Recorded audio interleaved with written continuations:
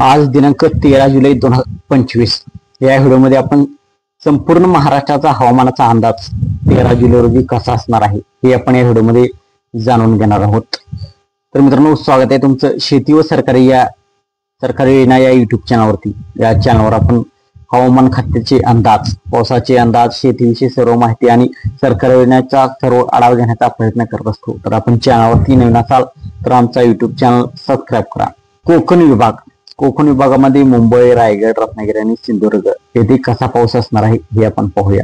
आज कोकणात मध्यम ते जोरदार पावसाची शक्यता आहे। विशेषतः मुंबई, रायगड आणि रत्नागिरी येथे ऑरेंज अलर्ट जाहीर करण्यात आला आहे। समुद्रात वारे जोरात वाहणार आहेत।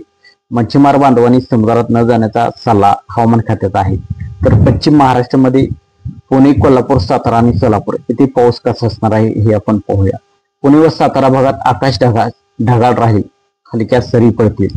कोल्हापूर आणि पश्चिम घाट परिसरात मध्यम ते मुसळधार पावसाची शक्यता आहे। सोलापूर जिल्ह्यात पाऊस कमी पण विजांचा कडकडाट होऊ शकतो। तर मराठवाड्यामध्ये औरंगाबाद, बीड, लातूर, नांदेड, परभणी, हिंगोली, उस्मानाबाद, जालना येथे पाऊस कसा आहे हे आपण पाहूया। तर बहुतांश भागात हलक्या ते मध्यम सरी, काही ठिकाणी विजा चमकतील। विजांचा येलो अलर्ट देण्यात आला आहे। कापूस व सोयाबीन पेरणीत काळजी घ्यावी, हवामानानुसार पुढील कामे ठरवावीत असा हवामान खात्याचा अंदाज आहे। तर विदर्भामध्ये अमरावती, अकोला, यवतमाळ, नागपूर, भंडारा, वर्धा, चंद्रपूर, गडचिरोली, गोंदिया येथे कसा पाऊस आहे आपण पाहूया। तर विदर्भात अनेक जिल्ह्यात आज मुसळधार पावसाची शक्यता आहे। विशेषतः चंद्रपूर, गडचिरोली आणि यवतमाळ येथे जोरदार सरी व वीज कोसळण्याची शक्यता आहे। शेतकऱ्यांनी पाण्याचा निचरा होईल याची खबरदारी घ्यावी। तर ऑरेंज अलर्ट मध्ये मुंबई, रायगड, कोल्हापूर, तर येलो अलर्ट बीड, नांदेड, यवतमाळ आणि नागपूर येथे येलो अलर्ट देण्यात आला आहे। तर आपल्या भागातील हवामानाचा अंदाज रोज मिळवण्यासाठी चॅनलला सबस्क्राईब करा।